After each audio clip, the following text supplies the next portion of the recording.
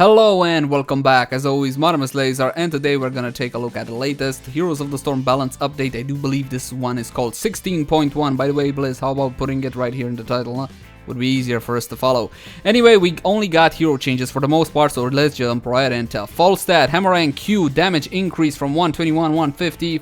Scaling remains the same, so how much you give me, Blizz? 20%, a little bit over 20%, something like 24%. Okay, so more damage on our Q ability, that's ability damage.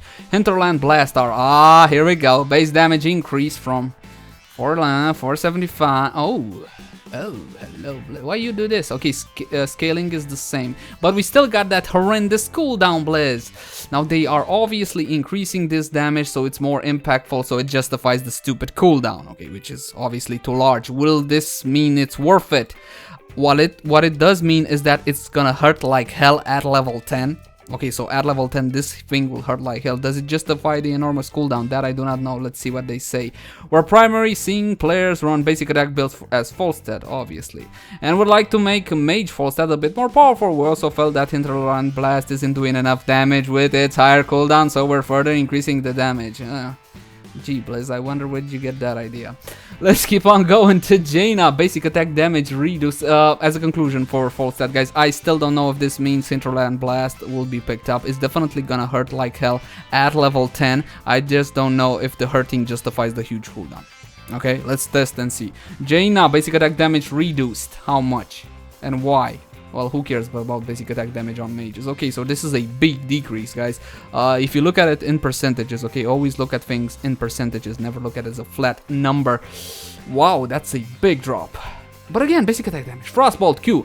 Damage increased for... Oh, hello. That's like an 18%, right? Under 20%. That's an 18% damage increase on her Frostbolt. Cool. Cone of Cold E. Damage increased from 189 to 100. Scaling remains the same here, so that's like, what? 5% increase, not that big of a deal. Jaina's win rate, well, at the latest tournament, she hasn't been the hot stuff she used to be. She kind of dropped off, and well, we have Li Ming now. Hopefully she's not on the nerf list, so I can still play with her. Let's see developer comments. We're starting to pull basic attack damage out of characters who don't really rely upon it, namely Jaina and Kael'thas. For Jaina, this will make less of her damage guaranteed and allow for more advanced plays. Really? How will this allow for more advanced plays? Jaina's win rate is also a little on the low end, so we wanted to offset the basic attack nerf, and that, okay, fine. I don't think this will change much, to be frank, guys. I mean, the buff to Frostbolt is strong, definitely strong. I don't think this will change much for Jaina. She will probably still remain the way she is. Kael'thas, is this the rework, Blizz? Basic attack damage reduce. Okay, so again, like what they said here. Arcane barrier, there we go. Shield amount decreased. Oh, from 200% to 150. It's okay. It's okay, guys. It's okay. It's not that big of a deal. Okay, the shield, I always used to have some shield left over even after a burst on Kael'thas. Well, not always, but most of the time. Duration reduced from 6 to... Oh, but this one hurts. This one hurts. God damn it, this was such a good talent. From 4 seconds, now you're just gonna be able to wait it out. You know, just wait it out, stay in range. It's not like he can run too far away. Okay, and just kill him like that. This one hurts, guys. This is a heavy nerf to Arcane Barrier. And this was a mandatory talent for survivability on Kael. Gravity Lapse E, stun duration reduced from 1.5 to 1 seconds. I understand this one again, it's going against the stun meta, which we so hated in December and January, so yeah. Okay, so we got a 0.5 second cooldown here. I think this is okay, but then again, do I still have time to run my combo? So I'm gonna cast my E, I'm gonna ride into Q under them. Okay, so make sure I don't miss that one. W, yeah, it's gonna be fine. It's gonna be fine. And think 1 second is enough, should be enough to secure the escape, theoretically at least. I'm not sure. Phoenix cooldown has been increased from 40 to 60 seconds. I always felt, I said it even in my initial video for him, the cooldown on Phoenix was bloody amazing. Okay, 40 seconds on Phoenix. Now I know Phoenix doesn't do that much, but it depends on what you couple it with and what are your actual targets. Are they stunned, are they slowed, and whatnot. But the cooldown was just obscene. 40 seconds, now up to 60. I do believe this is a nice balance change, but this doesn't look like the Kael'thas rework to me, guys. Pyroblast R, damage increase from 730 to 8, wow, and a 1% per level. Oh wow, and a 1% per level, so the scaling has been increased as well for Kael'thas. This is a nice damage increase. 73, so that's slightly over 10%. Slightly over 10%. We got like 12% here, something like that. Cooldown increase from... Whoa! Overkill, Blizzard. Here we go again. Overkill like frick. Too much. 100 seconds. Blizz, we don't really pick up Pyroblast. And I don't think you know why. Presence of the Mind. Talent cooldown reduction for Pyroblast increase from 10 to 25 seconds. Yeah, so it goes in line with the cooldown increase there per enemy hero hit. Okay, let's read the dev comments. Kael'thas is a powerful hero with too few downsides. We're nerfing several aspects of his kit and are still planning a talent overhaul coming soon. Okay guys, so TN, of course, you're so funny, Blizz. So this is not the talent overhaul. The stun duration of Gravity Lapse is too long and guarantees kills more often than we'd like. Reducing the stun duration makes it less frustrating to play against and adds a bit more counterplay for the enemy team. Phoenix is the drastically favored heroic ability right now and it's up far too often. Okay. By nerfing its cooldown while also pushing Pyroblast to create more impactful moments. Okay, I get it. You want us to use Pyroblast. Yes, we want us to use Pyroblast too. But the main reason we don't use Pyroblast is that it can be countered so easily. A well-timed blink from Zeratul can practically mean that the Pyroblast was never cast. Any stasis effect. You want examples? Okay, Jaina's, what is it? Ice Shield, Ice Barrier. Okay, and any Ice Barrier on here or such stasis effects. Okay, Pyroblast means nothing then. Okay, you just wait before it impacts and you activate that and there goes your 100-second heroic cooldown. That's the problem, guys. That's why we don't go for Pyroblast. Will we now go for Pyroblast? Now the damage is obscene, but again, can be countered. I still think we're going Phoenix. This is just my 2 cents, but I still think we're going Phoenix. Next up, oh, hello, baby. Hiya, Ben. Novi. Snipe Q damage increased. How much you gave it, Blizz? Isn't this like almost like the same as before? Okay, so let's look at it in percentages. That's like 20. Okay, that's 20, 54. No, it's not like 15% or something like that. No, that's like 10%. Not that big of a deal. Yeah, that's like 10%, not that big of a deal on our Q ability. It's not like before, I think. Snipe Master Talent, come on, do the right thing. Damage bonus increased. Ooh, okay, but that wasn't the problem. Maximum stacks bonus increase from... Okay, cool, but I see what you're doing. And the maximum stacks decrease from 10 to 5. What does this mean? We will be able to build up our stacks a lot faster. Okay, but I see no change that you still have to use it only on heroes, okay, with Sniper Master. So you can't use it on a boss, a wall, a fort, a minion, or whatever, okay, and one miss, everything's gone. However, it will still do a lot more damage because of the base increase, okay, and we'll be able to get it the full stacks easier, and it will also do more damage. Now this adds some nice Q damage to Nova, but in my humble opinion, this is just one of the issues. Let's read the dev comments because I'm curious. While we are happy with the variety of talent options Nova, what are you talking about? Nobody plays Nova as after the rework. Yeah, we're right. Overall damage is too low. We like Sniper Master. Yeah, we like too, but not like this. And it encourages a different playstyle, but a single miss resets a ton of progress towards the talent's reward. True, it was 10 stacks.